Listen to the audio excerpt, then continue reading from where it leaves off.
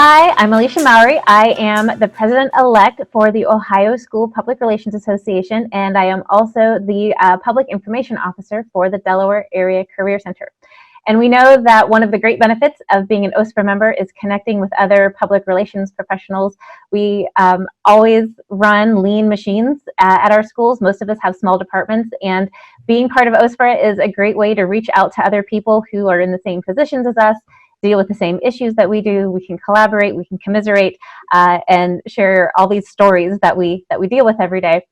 Since we can't see each other in person, we don't have that opportunity. But since so many of us are used to Zoom and meeting virtually, now we have an opportunity to meet our members sort of individually and one-on-one over these videos. So this is the first of hopefully a lot of member spotlights to come. And I have with me today Kristi Fuerst. Did I say that correctly? Yes. Yes, Kristi Fuerst from Wert City Schools. So Kristi, welcome. Thank you for having me. Thank you for taking the time to do this. I know everybody's schedules are really, really busy, and I imagine that you're working around the clock right now. Yes. But you also have to realize the day is done, you have to go home too. So Absolutely. Setting those boundaries is so important, and never more so than now. And especially, I think one of the things that we've really discovered is that parents don't stop asking questions just because the school day ends. And a lot of times that's when they start asking questions, because that's when they can sit and focus on their own kids' school. So setting those boundaries is so important.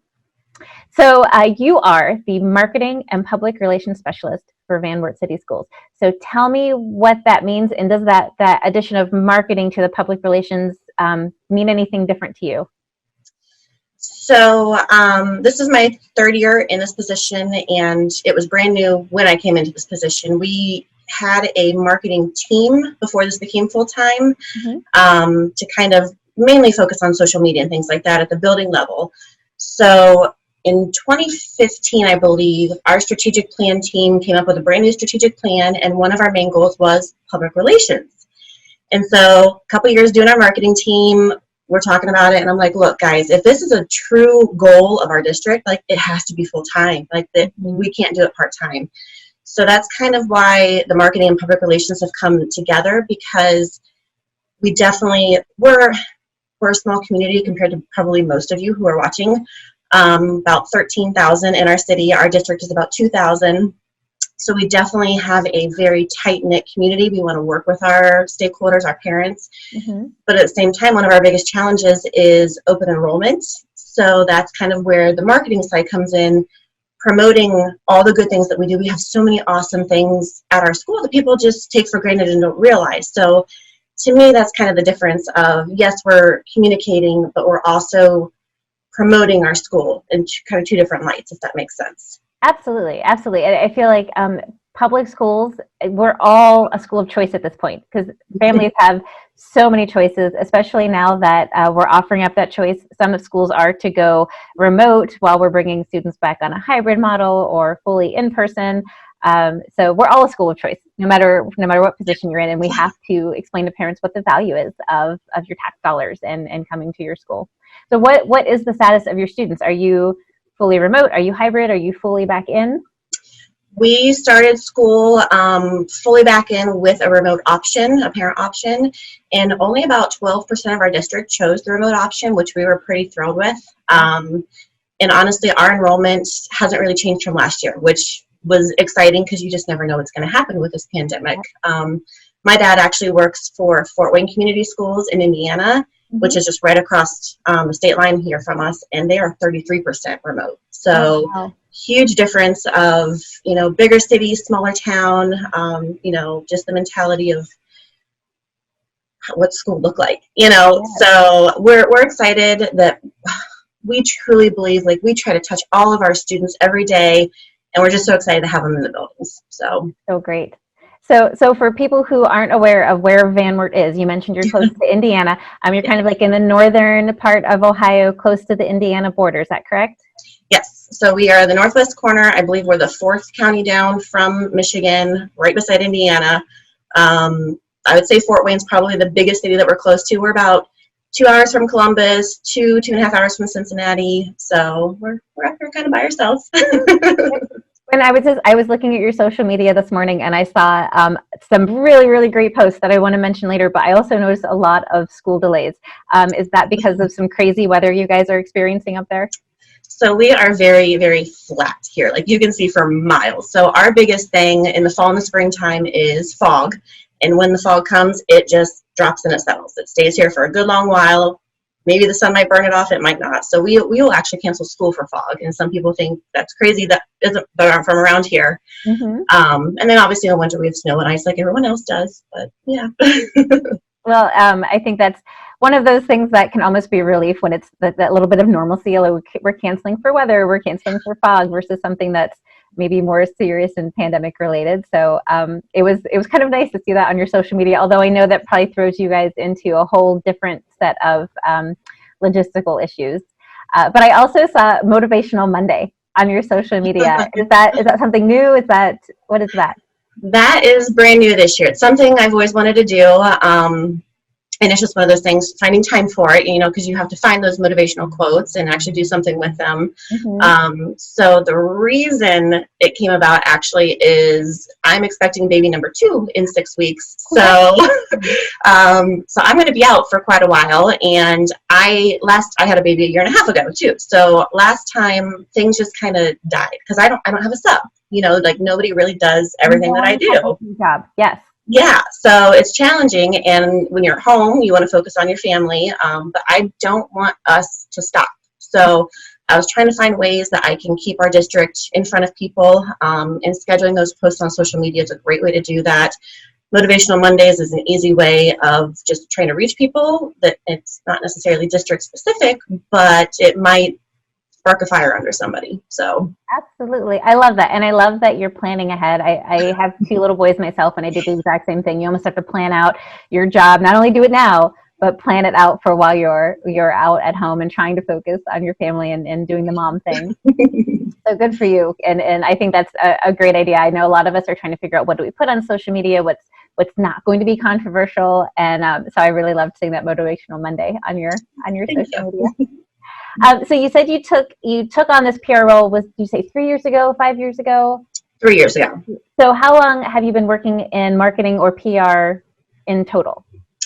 Collectively, I probably have about 11 years in different industries within the marketing realm.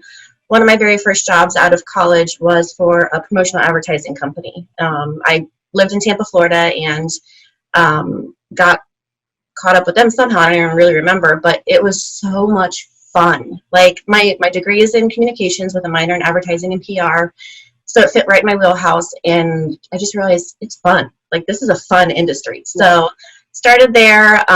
Life has obviously taken a couple of twists and turns. Ended up back home. I am originally from Van Wert.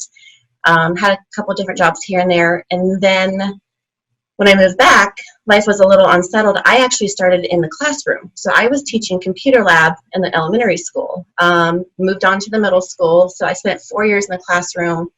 Part of that was doing the marketing team for the school on the side. And then after several discussions, that's when it kind of became full-time.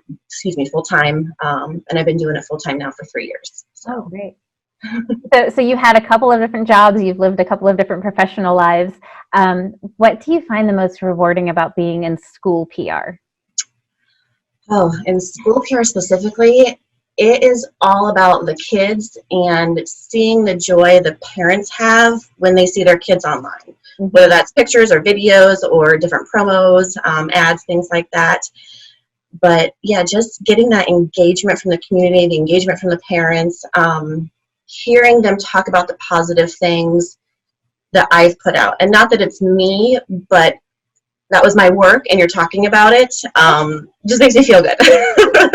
You have a real impact on the school. I'm looking at your logo behind you, and I don't know if you created that or if your team created it, but it's something that you have an impact on, right? It's like the messaging, the words that people say, what they say about your school. You have a real impact on your district, and that's a really great feeling. So on the flip side, and there's probably way more answers for this year than anything else, but what's the most challenging part of just school PR in general? I'm going to say time management, and not that I'm not spending my time wisely. Mhm. There's so much to do. And I'm sure most everyone's in the same boat that I am, that I'm one person. Mhm. There's so much to do. I can't do it all. And luckily I do. I've got 2 people in all of our buildings throughout the district who do handle their social media. But I mean, between social media, print ads, press releases, the emergency communications, especially with this whole pandemic, trying to squeeze it all in and still do some of the fun stuff, the fluff, if you want to call it that just Okay. is feel good. So And that's needed as well. yeah, it is. And it's fun. It makes your job enjoyable. People enjoy seeing it, but there's so much to do that, like you said in the very beginning, yeah, there's boundaries, and you do stop the day when you go home, but I'm constantly on my phone because people are messaging through Facebook, or emails are coming in. So it really doesn't stop. You try and draw those boundaries, but it's hard to do it all. Mhm. Absolutely. So speaking of that, I feel like one of the benefits of doing this right now is that people are constantly coming out with new tools and strategies and ways to do more with less. So is there a tool that you use, whether you've discovered it recently or you've just been using it forever, that you absolutely can't live without, that you think the rest of our OHSPRA board members should know about and should jump on and absolutely utilize? Something we can steal from you. Well, I'm going to do a plug here because I absolutely love our website, and we use SchoolPoint, and we went to them a couple years ago, and it's fabulous. So much of our communication goes through that. Even our district newsletter, I use their communication module, so it comes from the school. It's all housed in one. I love that, but I know everybody has a website and everyone is comfortable with what they're using. I can't live without my Adobe Creative Cloud. And then a couple years ago, I discovered a website called Vecteezy. Oh. It's pre-made vector art, and I mean, I'm not going to win any design awards, I know that, but it's quick and easy to go grab something that's pre-made, and then I can change it to make it my own. So to me, that's been a huge time saver. All right, so Vecteezy, and then who does your school website? SchoolPoint. SchoolPoint. Okay, so Vecteezy and SchoolPoint. So for anybody who's looking to change website vendors, and I know there are people out there right now who are shopping, Kristi recommends SchoolPoint, and I'm going to go check out Vecteezy because that sounds amazing. Yeah. And I have one more question before I let you go, because I know you need to get back to doing all of those things that you're doing. We talked a lot about how you do have to step away. You have to break away from work. You have to set those boundaries. So what have you been doing in your off time to de-stress, to take care of yourself during this pandemic specifically? Well, when you go home to a 1.5-year-old and you've got one on the way, I don't know that de-stress is an option. But no, honestly, spending time with my family. I mean, this summer was so hot. It was miserable to be outside. We've recently discovered, the pumpkin patches and the different farms and some of these fall activities. So that's been really great to be able to get out and get some fresh air and enjoy it before the really nasty weather hits. Good. I'm glad you can get out and enjoy it and do that before your baby comes along and you're kind of stuck at home there for a little while too. So congratulations again on an announcement. Thank you so much for joining us for our member spotlight. Everybody check out Wert City Schools website and all the great work that they're doing, the social media pages, they're being very active out there, and we're proud to have them as an OHSPRA member. So thank you again, Kristi. I appreciate the time you took to talk to us. Thank you. I appreciate it. Look for this to be posted on our social media and our OHSPRA website. Great. Thank you.